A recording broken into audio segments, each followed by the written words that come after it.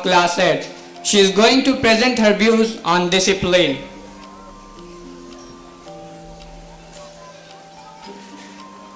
Assalamu alaikum.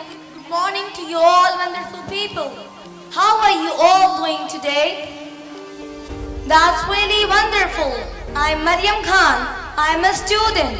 I'm studying 8th standard at Hera Public School, Bhatgutiya, Azamgarh. I would like to extend my deepest gratitude to Hera Public School and my chairman, Tariq Azam sir, for providing us with a wonderful platform to enlighten our brains and develop our personalities. Today, I am going to deliver a short speech on the topic of how to instill discipline in our life. The first and foremost thing which I believe is very important to instill discipline in our life is to develop the habit of waking up early in the morning. Yes, you have heard it correctly. We need to develop the habit of waking up for Fajr. I know it sounds impossible for many of us, and this is only because of hookah party at night, or it may be because of PUBG, or it is because of YouTube or Netflix at night. Don't go to the hookah party at night. Don't watch YouTube or Netflix until 2 or 3 a.m. Don't play PUBG at night. Don't spoil your night. Well, I would say do not watch even an Islamic lecture after the Isha.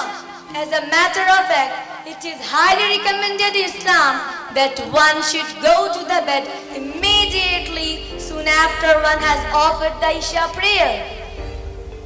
किस कदर तुम पे गिरा सुबह की बेदारी है, हाँ हमसे कब प्यार है तुम्हें, नींद तुम्हें प्यारी है.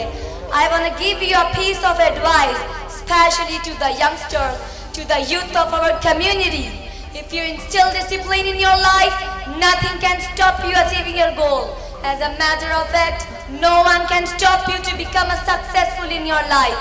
Ladies and gentlemen, if you study the biography of any successful person, whether he's a Bollywood star or a businessman or whatever, you'll find he has discipline in his life. Not only that, discipline is the key factor of every successful person. But our universe also stands on the same foundation.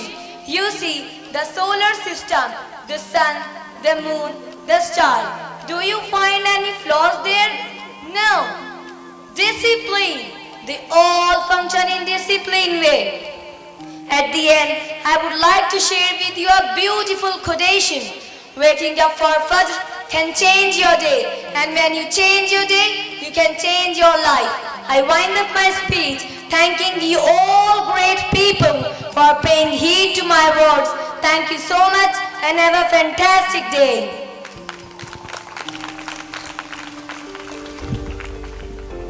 मोहतरम हजरात, तारीख़ इंसानी शाहिद है कि खिताबत ने चमिस्तान आलम में कैसे बड़े बड़े कारनामे अंजाम दिए हैं. खिताबत ने ईमान और यकीन की शमें रोशन की हैं, रुश्द व हिदायत के दरिया बहाए हैं. खिताबत नबी की ज़ुबान से आया हुई तो दावत व हिदायत बन गई. जब वाइस की ज़ुबान से निकली तो नसीहत बन गई. जब किसी कायद ने इसे इख्तियार किया तो तराने सियासत बन गई. अलगज़ खिताबत ने हर ज़माने के अंदर अपना रंग रूप में अपना जौहर दिखाया है, क्योंकि खिताबत में जादू है, सैर है, तासीर है. आइए इसी खिताबत का हिंदी ज़ुबान में एक नमूना मुलाहिज़ा करें, जिसके लिए दावत देती हूँ दर्जा हफ्तम के तालिब इल्म मोहम्मद सफ़ान को मैं मौसूफ से दरख्वास्त करूँगी कि वो तशरीफ़ लाएँ और अपनी खिताबत का जौहर दिखाएँ.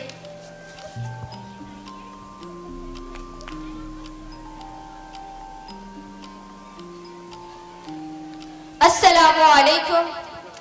परम आदरणीय कार्यक्रम की अध्यक्षता कर रहे अध्यक्ष महोदय, मुख्य अतिथि महोदय, HPS अध्यक्ष महोदय, सम्मानित विद्वान गुरुजन वृंद, उपस्थित अभिभावकगण एवं प्यारे भाइयों एवं बहनों, मैं महान वैज्ञानिक एवं राष्ट्रपति डॉक्टर APJ अब्दुल कलाम के विषय में कुछ प्रस्तुत करना चाहता हूँ. यदि कोई त्रुटि हो तो क्षमा करने की कृपा करें. एक अकिंचन परिवार में जन्म लेकर वैज्ञानिक से राष्ट्रपति तक की यात्रा करने वाले बहुमुखी प्रतिभा के धनी डॉक्टर अबुल फाखिर जैनुल आबदीन अब्दुल कलाम का जन्म 15 अक्टूबर सन 1931 ईस्वी को तमिलनाडु के रामेश्वरम में हुआ था। अभावग्रस्त परिवार में जन्म लेने के बाद भी वे कुशाग्र बुद्धि के थे। उनके पिता जैनुल आबदीन हिंदू तीर्थयात्रियों को नाव द्वारा रामेश्वरम तक पहुंचाकर अपने परिवार का जीवन यापन करते थे। उनकी मां याशी अम्मा एक कुशल गृहिणी थी। परिवार के सहयोग के लिए उन्होंने समाचार पत्र एवं इमली के बीज तक भी बेचे। प्रारंभिक शिक्षा पूरी करने के बाद उन्होंने मद्रास विश्वविद्यालय से भौतिक विज्ञान में स्नातक की उपाधि ग्रहण की। बाद में उन्होंने मद्रास तकनीकी शिक्षण संस्थान से अभियंत्रण में दक्षता प्राप्त की। वे भारतीय रक्षा अनुसंधान एवं विकास संगठन में सन 1958 ईस्वी में सम्मिलित हुए। उसके पश्चात वे भारतीय उपग्रह शोध संगठन में सन 1963 ईस्वी में प्रविष्ट हुए और अग्नि, पृथ्वी, आकाश, त्रिशूल और नाग जैसी मिसाइलों के निर्माण एवं विकास में महान योगदान किया। उनके इस महान योगदान के लिए उन्हें मिसाइल मैन की उपाधि दी गई। महान वैज्ञानिक होते हुए भी वे एक महान लेखक भी थे। उन्होंने बहुत सारी पुस्तकें लिखी, जिनमें अग्नि की उड़ान और लक्ष्य भारत 2020 प्रमुख हैं। वे भारत को खुशहाल एवं विकसित राष्ट्र के रूप में देखना चाहते थे। नवयुवकों के लिए उनका एक ही कहना था, स्वप्न देखो, स्वप्न विचारों में बदलते हैं और विचारों का परिणाम कार्य होता है।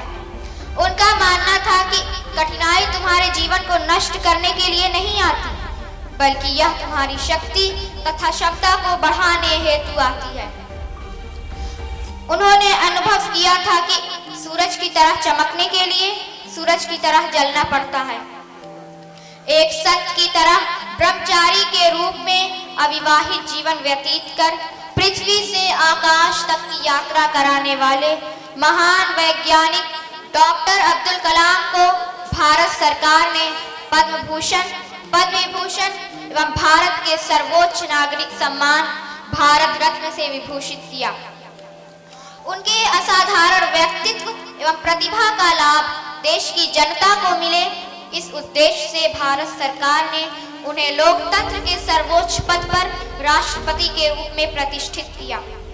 जीवन के अंतिम क्षण तक वे राष्ट्र की सेवा में समर्पित रहे। 27 जुलाई सन 2015 को शिलांग के प्रबंधन संस्थान में अपने प्रेरणादायी उद्बोधन के समय वे अंतिम सांस लेकर अमरत्व को प्राप्त हो गए। धन्यवाद।